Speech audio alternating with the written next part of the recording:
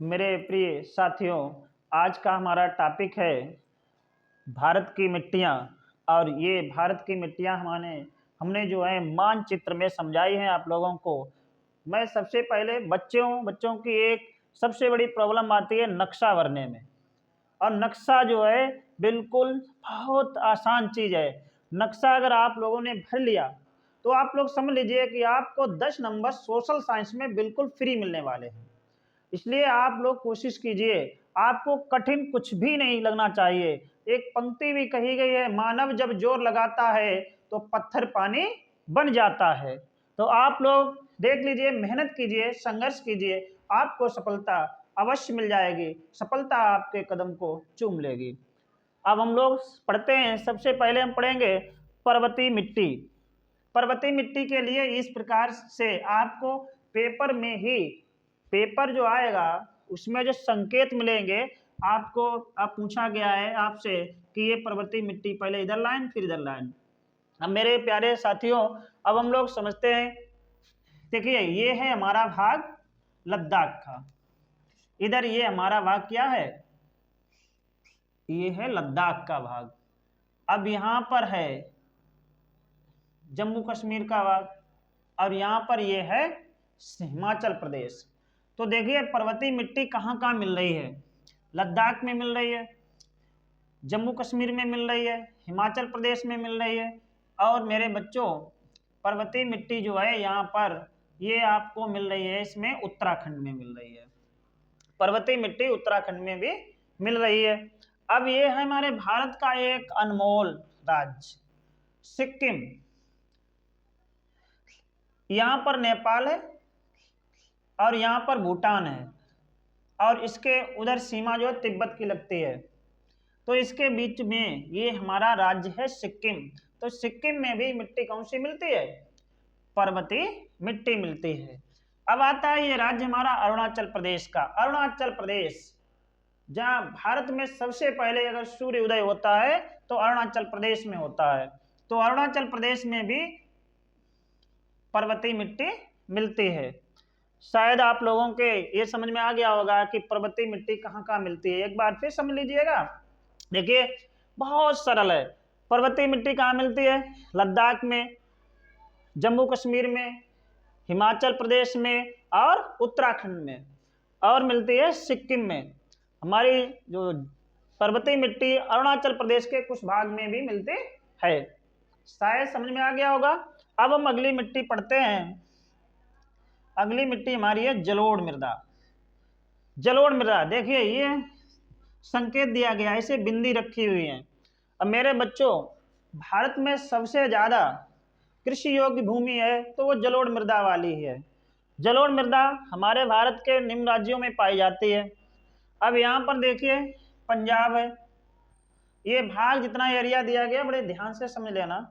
ये दिया गया है पंजाब, यहाँ पर है हरियाणा, ये भाग है हमारा उत्तर प्रदेश का, और इधर ये भाग चला आया है बिहार, और यहाँ पर ये जो चला आया है भाग ये गुजरात, यहाँ तक चले आइए। देखिए, गुजरात में भी जलोढ़ मृदा पाई जाती है।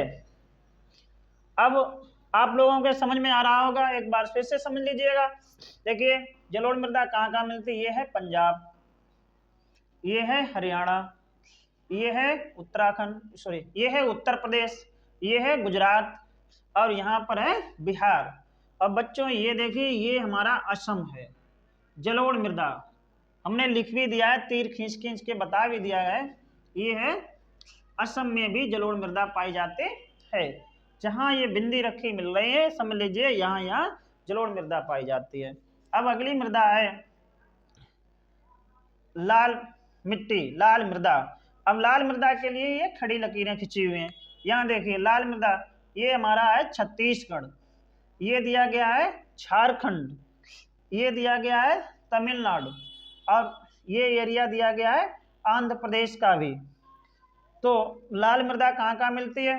देखिए, छत्तीसगढ़, झारखंड, तमिलनाडु और आंध्र प्रदेश में भी लाल मृदा पाई जाती है।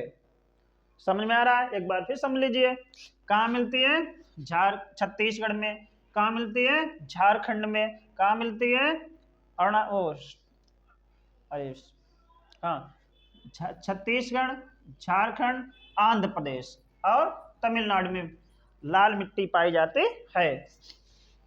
अब हम अगली मिट्टी पढ़ेंगे, काली मिट्टी, जिसे रेगुर मिट्टी भी कहा जाता है। काली मिट्टी को रेगुर मिट्टी भी कहा जाता है। अब जो इधर ऐसी लकीरें जहां जहां दी गई हैं, ये सब काली मृदा है। देखिए, गुजरात में काली मृदा है, महाराष्ट्र में, महाराष्ट्र ये भाग किसका है? महाराष्ट्र का, महाराष्ट्र का भाग है। और ये भाग किसका है? एमपी का। और ये भाग किसका है? गुजरात का। समझ में आ रहा है? अब मेरे बच्चों, ये है पश्चिम बंगाल, वेस्ट बंगाल, ये वेस्ट बंगाल है। तो वेस्ट बंगाल में भी कौन सी मृदा पाई जाती है? काली मृदा। एमपी में, मध्य प्रदेश में कौन सी मृदा पाई जाती है? काली मृदा। और ये दिया गया है भाग महाराष्ट्र का, तो महाराष्ट्र में कौन सी मृदा पाई जाती है? काली मृदा। और गुजरात के भी भाग में काली मृदा पाई जाती है। अब आप लोगों के समझ में ये आ गया है कि ये काली मृदा कहाँ कहाँ मिलती है।